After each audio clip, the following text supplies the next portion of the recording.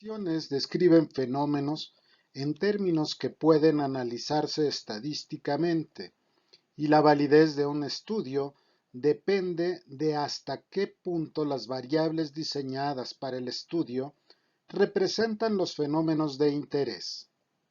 Por ejemplo, ¿qué también mide la glucosa sanguínea un glucómetro portátil o cómo detecta la cantidad y la calidad de sueño un cuestionario de insomnio?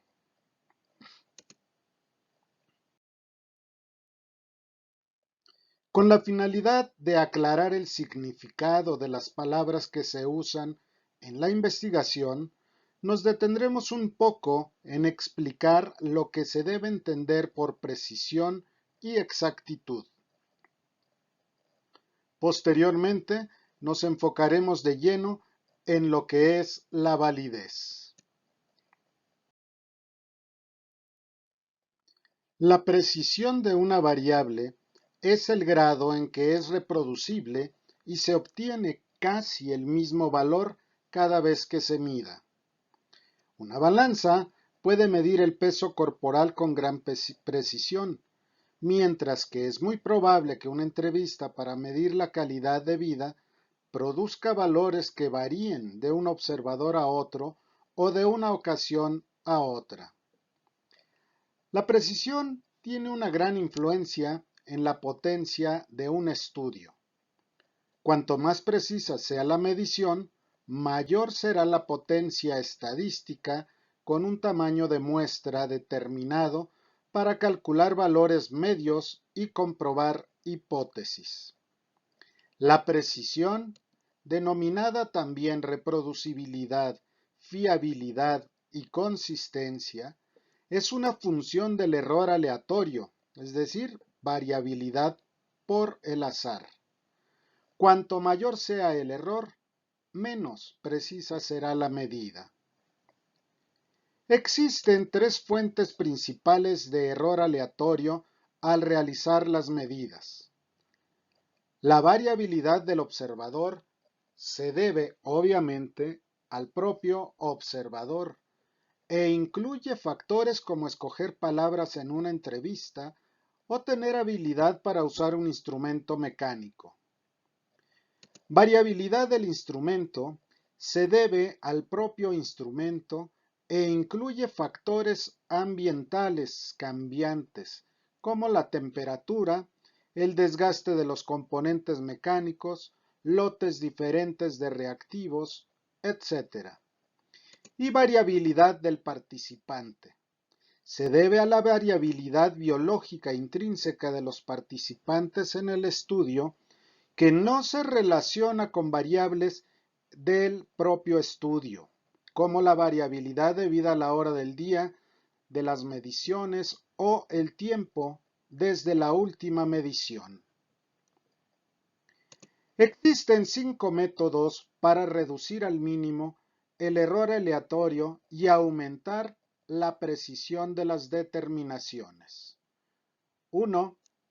Normalización de los métodos de medida.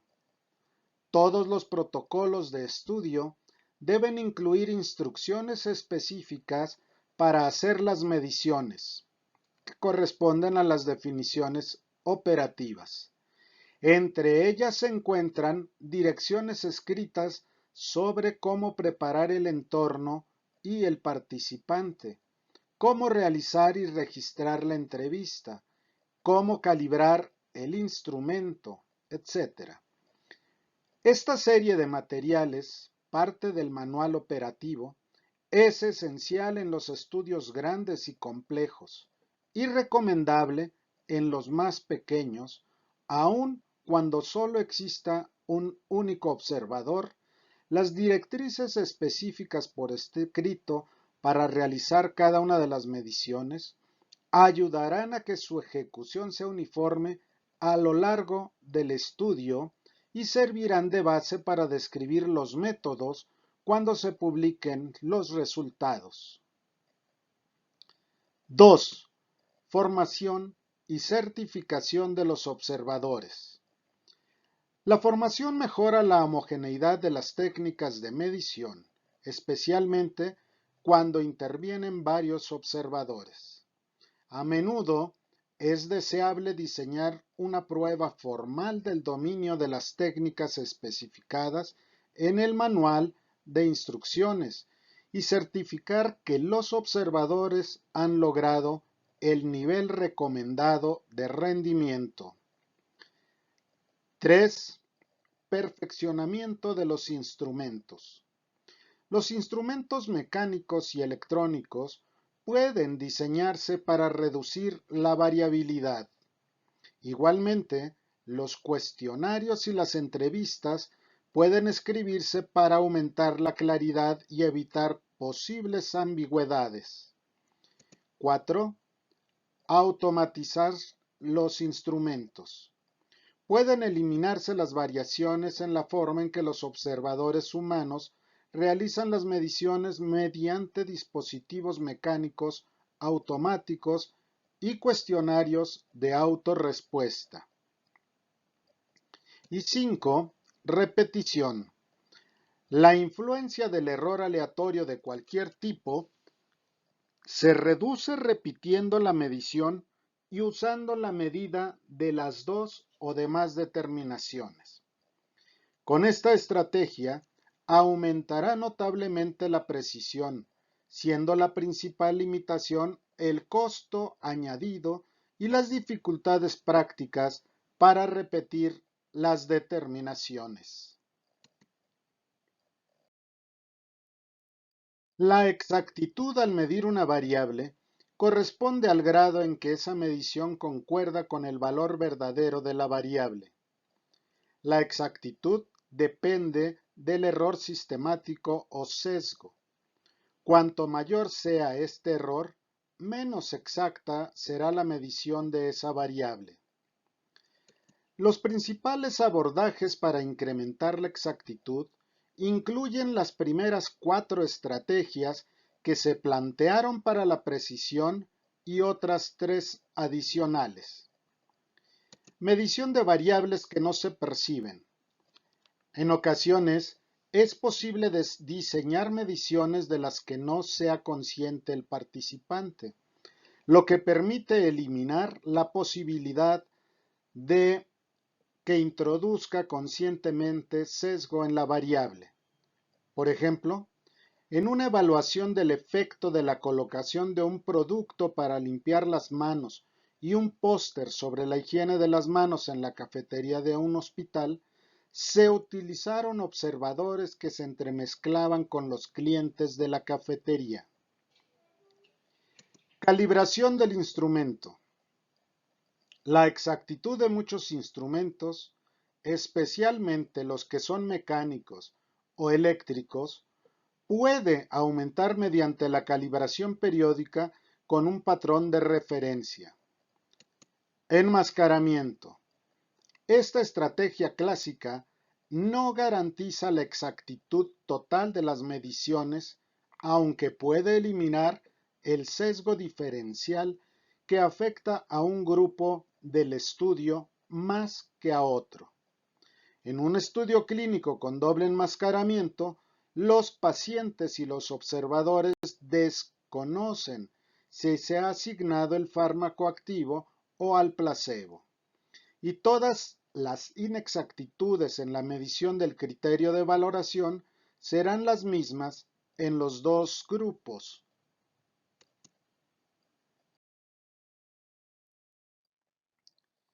En esta tabla presento las diferencias que existen respecto a lo que es la precisión y lo que es la exactitud. La precisión corresponde al grado en que una variable tiene casi el mismo valor cuando se mide en repetidas ocasiones. En cambio, la exactitud corresponde al grado en que una variable se aproxima al valor verdadero. La mejor manera de evaluar la precisión es comparación entre medidas repetidas. Con respecto a la exactitud, lo mejor es la comparación con un estándar de oro o estándar de referencia. Dentro de la utilidad que tienen para el estudio, la precisión aumenta la potencia para detectar efectos. En cambio, la exactitud va a incrementar la validez de las conclusiones. La precisión se ve amenazada por el error aleatorio, mientras que la exactitud se ve amenazada por el sesgo.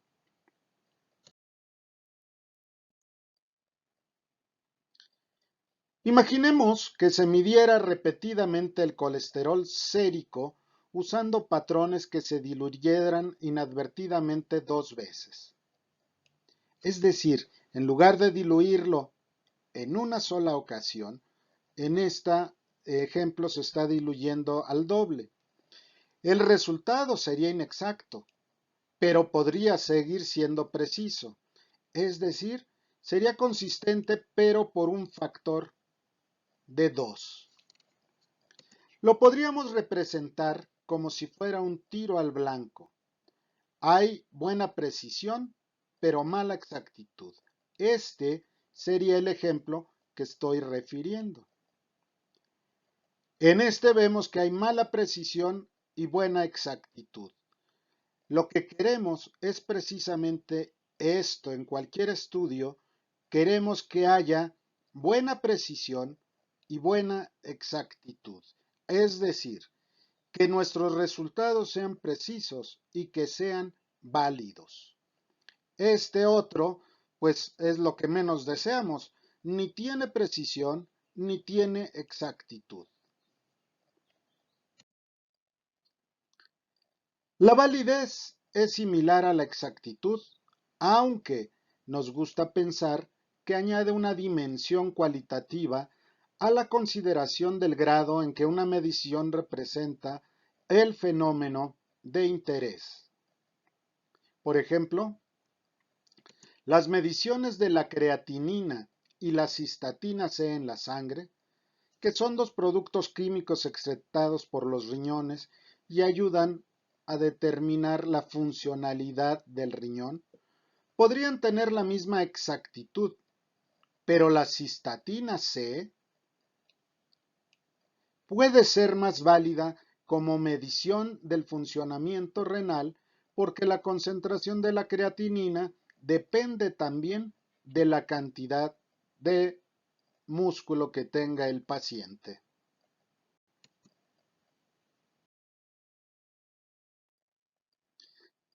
Si quisiéramos representar lo que hacemos cuando vamos a realizar un estudio, es necesario que tengamos en consideración que hay una realidad que corresponde al universo o a la población que vamos a estudiar. Sin embargo, nosotros debemos tomar muestra para nuestro estudio y esto será otra realidad distinta con respecto a la muestra obtenida. Finalmente, los datos que vamos a poder obtener son congruentes con los hallazgos que hayamos obtenido del estudio. Cuando empezamos nuestro trabajo, nuestro protocolo, siempre hacemos preguntas con relación a lo que vamos a investigar y esto nos permite crear un plan de estudio hasta que lleguemos al estudio real. Por lo tanto, tenemos una población objetivo. Con base en ello, haremos un diseño correspondiente para tomar una muestra y al final tendremos la realización del estudio con participantes reales.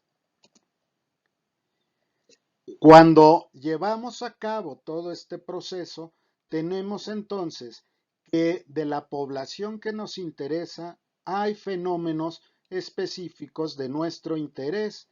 Para ello vamos a utilizar las variables que hemos escogido y de ahí haremos mediciones reales. Cuando realizamos ya un estudio de manera formal, iniciamos desde aquí hablamos de todo lo que tenemos de participantes reales y de ahí tratamos de hacer una inferencia hacia la población del estudio. Después de tener nuestra muestra prevista, intentaremos llevar a cabo inferencia hacia la población objetivo. Con esto en mente, podemos señalar que hay dos tipos de validez. La validez externa se va a referir fundamentalmente a la posibilidad de que las inferencias que yo hice respecto a la muestra tomada sean aplicables a la población objetivo o a otras poblaciones. Si es así, hablaremos de que hay validez externa. Sin embargo, también hablamos de validez interna, y esa validez interna se refiere al grado en que cada una de las mediciones y cada uno de los factores que hayamos utilizado se hayan llevado con todo cuidado para evitar en todo momento el sesgo. Y por lo tanto, lo primero que debemos entender que hay que tener validez interna para que ese estudio sea verdaderamente válido y útil para lo que queremos. Posteriormente, será cuestión del lector evaluar si este estudio tiene validez externa, dado que es congruente con la población que él esté estudiando. Los errores, por lo tanto, pueden presentarse, tanto los aleatorios como los sistemáticos, en estas áreas donde estoy señalando los posibles errores. Y eso alteraría la validez interna o la validez externa.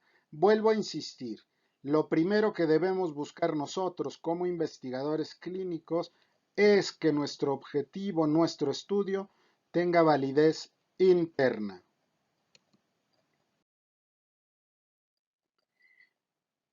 Hasta aquí dejamos este video y en el siguiente daremos inicio a la segunda parte de este curso, que corresponde a las generalidades sobre los diseños de estudio.